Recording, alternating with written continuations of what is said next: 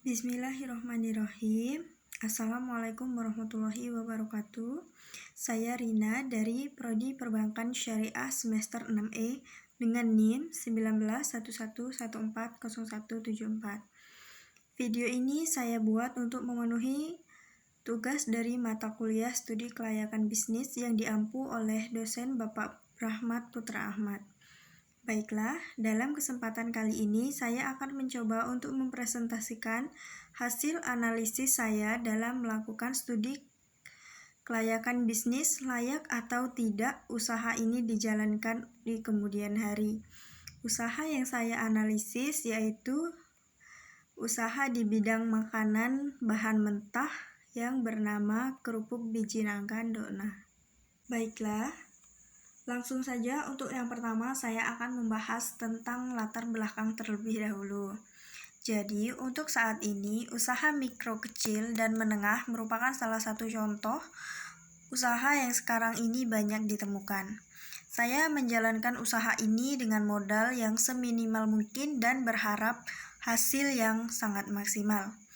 Saya juga menganggap bahwa usaha yang dibangun dari hal kecil akan membuahkan hal yang lebih baik. Salah satu usaha mikro kecil dan menengah adalah usaha yang sedang saya geluti saat ini, yaitu kerupuk biji nangka Dona. Usaha yang masih menggunakan peralatan sederhana dan apa adanya, dan distribusi kerupuk masih di sekitaran kecamatan.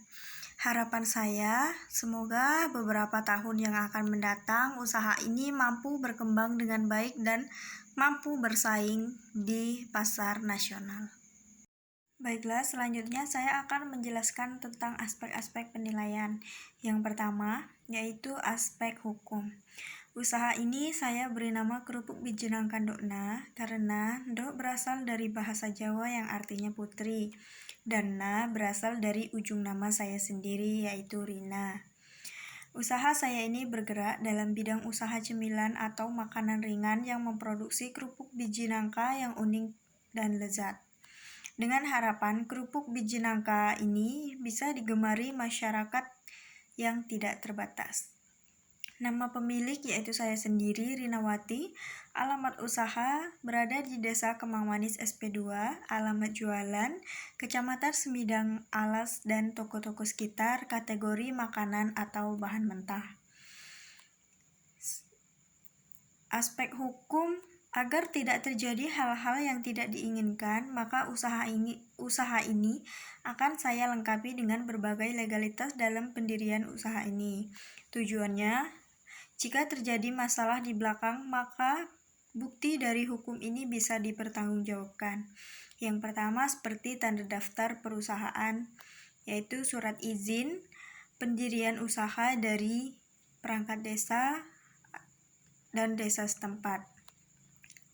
Selanjutnya, nomor pokok wajib pajak atau NPWP. Selanjutnya, izin-izin perusahaan dan bukti diri. Aspek yang kedua yaitu aspek organisasi. Manajemen merupakan alat untuk mencapai tujuan usaha dari kerupuk biji nangka Dona. Usaha ini memiliki tujuan yaitu memenuhi kebutuhan konsumen terhadap makanan yang dapat bersaing secara unggul di bidang cemilan atau makanan ringan. Tujuan kami dapat terlaksana dan tercapai karena adanya wadah atau tempat untuk melakukan kegiatan tersebut yang kami sebut dengan organisasi. Organisasi merupakan suatu proses kerja sama antara dua orang atau lebih dalam mencapai tujuan yang telah ditetapkan. Organisasi dalam usaha kami merupakan organisasi formal di mana segala kegiatan yang dilakukan terkoordinasi dan strukturnya tersusun secara tegas. Struktur organisasi kami menggambarkan tentang tugas, wewenang, dan tanggung jawab masing-masing bagian. Selanjutnya yaitu aspek teknis.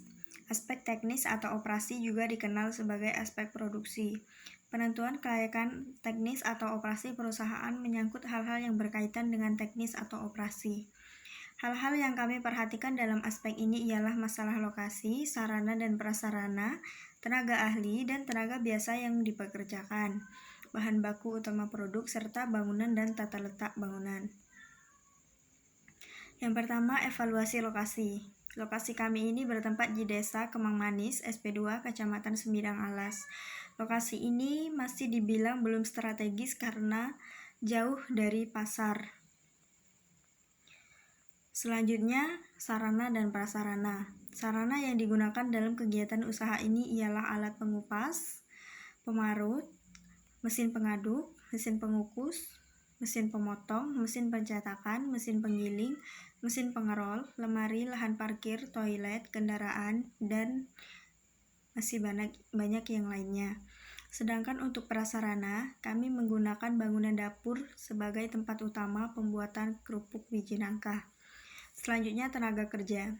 Tenaga kerja yang dipergunakan untuk menunjang kelancaran usaha kerupuk biji nangka ini, saya memperkerjakan 7 karyawan. Selanjutnya, bahan baku utama. Bahan baku utama yang dibutuhkan untuk menjalankan kegiatan usaha ini yaitu biji nangka sebagai bahan pokok, tepung tapioka, garam, dan pemanis buatan. Selanjutnya yaitu aspek pemasaran.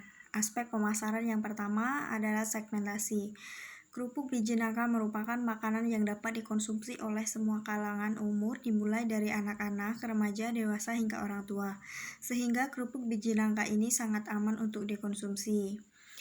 Usaha saya mempunyai segmen pasar di semua kalangan, baik kaum menengah, kaum ke bawah, maupun menengah ke atas. Kemudian targeting. Kerupuk biji nangka ditargetkan untuk semua kalangan, baik anak-anak maupun dewasa. Adapun target yang ingin saya tuju yaitu pasar, toko oleh-oleh, dan daerah luar. Ketiga, positioning atau keunggulan dari produk ini yaitu bisa disimpan dalam jangka waktu yang lama dan memiliki rasa yang gurih. Soal harga pun produk ini sangat terjangkau. Untuk strategi pemasarannya yaitu menggunakan strategi analisa 7P dalam alat analisis SWOT. Menurut Kotler, yang pertama ada produk. Yang kedua price atau harga. Yang ketiga promotion. Yang keempat place atau tempat. Yang kelima people atau orang. Yang keenam proses. Dan yang terakhir physical evidence atau bukti fisik. Selanjutnya aspek ekonomi dan sosial. Bagi masyarakat, usaha yang saya dirikan ini mempunyai efek positif dan negatif. Efek positif di masyarakat yaitu bisa meningkatkan perekonomian masyarakat serta menciptakan lapangan kerja. Dan kemungkinan efek negatifnya yaitu menjadi pesaing antara usaha makanan ringan yang sudah beroperasi terlebih dahulu. Selanjutnya aspek AMDAL, analisis dampak lingkungan ini saya yakin tidak akan berdampak negatif bagi lingkungan karena usaha yang saya dirikan ini tidak mempunyai banyak limbah dan sampah, serta limbah dan sampah yang dihasilkan bisa didaur ulang menjadi pupuk dan produk. Selain itu, usaha yang saya dirikan juga tidak menggunakan bahan-bahan kimia yang sangat berbahaya. Selanjutnya, untuk aspek keuangan bisa Anda lihat di gambar berikut ini.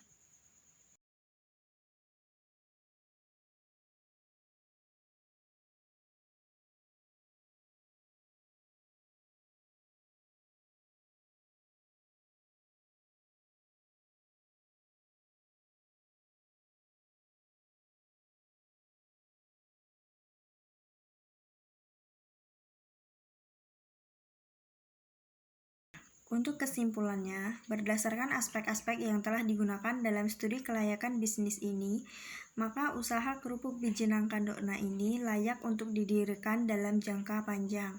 Segitu saja presentasi yang bisa saya sampaikan. Mohon maaf masih banyak kesalahan. Kepada Allah saya mohon ampun. Saya akhiri. Wabillahi taufiq wal hidayah. Wassalamualaikum warahmatullahi wabarakatuh.